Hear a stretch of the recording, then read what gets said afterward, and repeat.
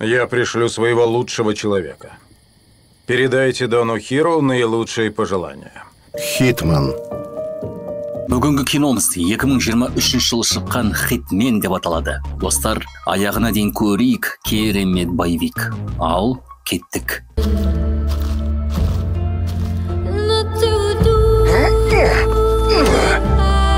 Кино басында Люк және Лаурен деген қос ғашықтар бір үйшікте отырған жігітті жарып жібереді. Арада жылдар өтіп, бұл екеуі бір-бірімен кафеде ұрысып отырады. Лаурен күйеуіне: "Сен бұрынғыдағыдай емес, баяғыда қандай едің?" дейді. "Қазір қас бояйтын қатын сияқты болып кеттің" дейді. Оған Люк қатты ашуланады. Да пошла ты! Ты задал вопрос, я ответила. Кім 10 жылдың ішінде өзгермейді? Соларды көрсетші дейді. Кафеге 2 жас жігіт кіреді. Оның ішінде Джеки деген жас бала Лауренге қырындай бастайды. Лаурен болса "Кетші осы жерден" дейді. Жаңағы жігіттің досы "Кетейікші" дейді. Бірақ Джеки қоймай қайта Лауренге сөз айта береді.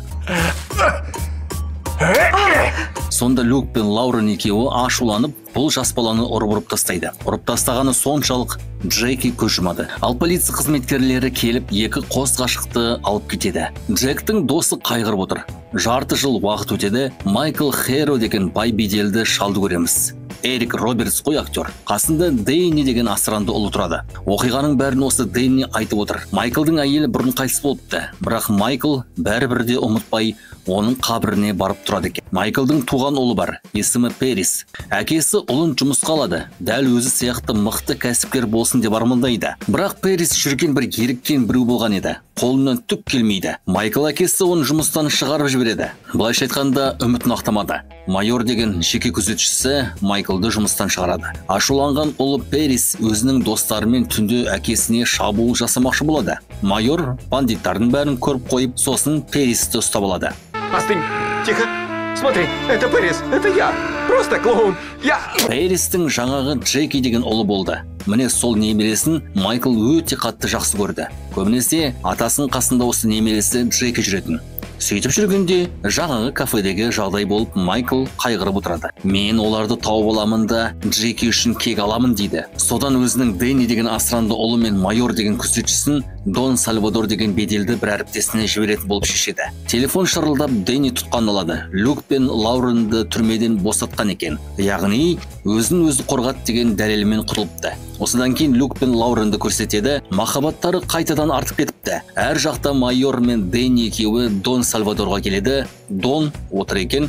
Майор болса, сол бастығы Майклдың атынан сөйлей бастайды. Содан бұлар біраз сөйлесіп, Дон Сальвадор майорға қарап: "Мен өзімнің ең мықты деген келлерімді жіберемін" дейді.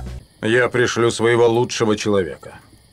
Передайте Дону Хиро наилучшие пожелания. Майор мен Дэнни кетіп қалады. Дон Сальвадор маньяк деген лақабатпен танылған бір киллерге тапсырыс лақтырады. Әлгі маньяк дегені басқа жақта бір топ билеп жүрген жастарды қарумен атып қырып тастайды.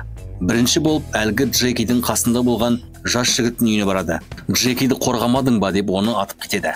Супермаркет жақта Люк пен Лаурен жүреді. Бір кезде ол жерге маньяк та жетіп келеді. Ол ақырын ғана екеуінің артынан аңдып келе жатыр. Бір кезде Люк қарап қалып маньякты көріп, түрін киллерге ұқсатып әйелін түртеді. Маньяк бері келе жатқанда аяғы сүрініп құлайды. Қаруы түсіп қалған еді. Сонда Лаурен қаруын алып керемет деген маньякты атып тастайды. Дон Сальвадор оны естіп ұят болды екен деп Ауғанстан еліндегі радикалды бір террористке қоңырау шалады. Ол да жалдамалы киллер еді. Өзінше өзін мұсылманмын деп қояды, бірақ ешқандай сипат жоқ. Жазықсыз адамдарды қыра береді екен. Дон Сальвадор қоңырау шалып, әлгі қос ғашық Люк пен Лауреннің көзін құрту керек дейді. Мына террорист тапсырманы алады. Сосын Сэмпсон деген киллерге хабарласады. Одан кейін 3 әпкелі сіңлілі қыздарға хабарласады. Олар да киллерлікпен айналысады екен. Мыналарға не жоқ десеңші. Одан кейін Финч Франклин деген кәсіпкер жарылғышпен айналысатын жігітті көреміз. Ол бір жігіттің көлігін жарып тастайды. Артынан бір снайпершіні көреміз. Оған да Дон Сальвадор қоңырау шалады. Басқа жақта Валерий және Джастин деген біреулерді көреміз. Негізі Валерий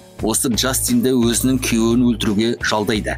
Яғни Валерийді күйеуі ұра береді екен. Оған Джастин: "Сіз оның көзіне шөп салып бердіңіз. Егер кінә сізден болса, мен жұмысқа кіріспеймін" дейді. Оған Валерий: "Жоқ, мен ондайға бармаймын.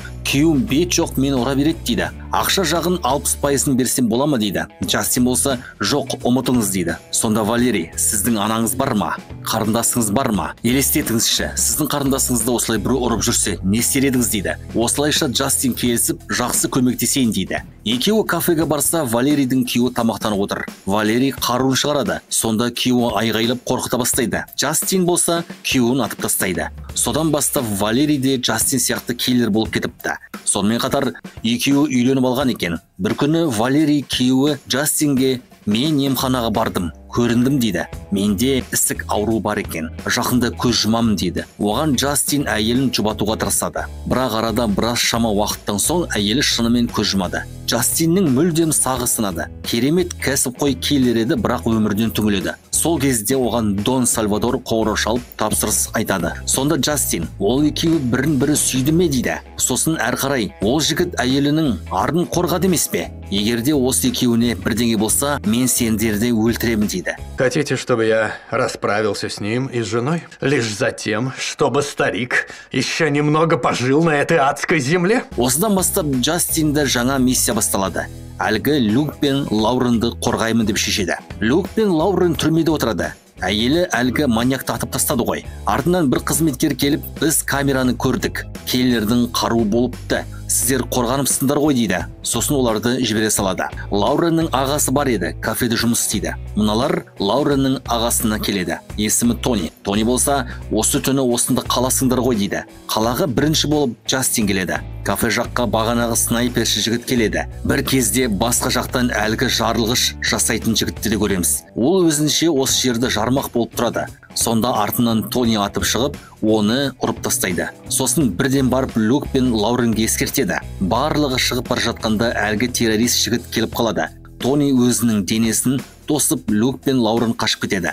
Глазам не верю. Они застрелили моего старшего брата. Кто знает, что Тони сделал и... Ал снайперші жігіт жұмысын кейінге қалдырады. Джастин болса Люк пен Лауреннің үйіне келіпті. Басқа жақта Сэмпсонға көршілер келіп, біз көршіміз, таныс болайық дейді. Әлгі Сэмпсон оларға қарап тұрып, не керек сендерге деп ұрсады. Әлгілер, ойбай, не болды деп тұрғанда, Сэмпсон қаруын алып шығып, бұларды атып тастайды. Люк пен Лаурен үйлеріне келіп демалады. Басқа жақта майор Майклға жақындап, сіздің ұлыңыз Перис жұмысқа кіріспекші. Ол да осы жұпты тауып алғысы келеді дейді.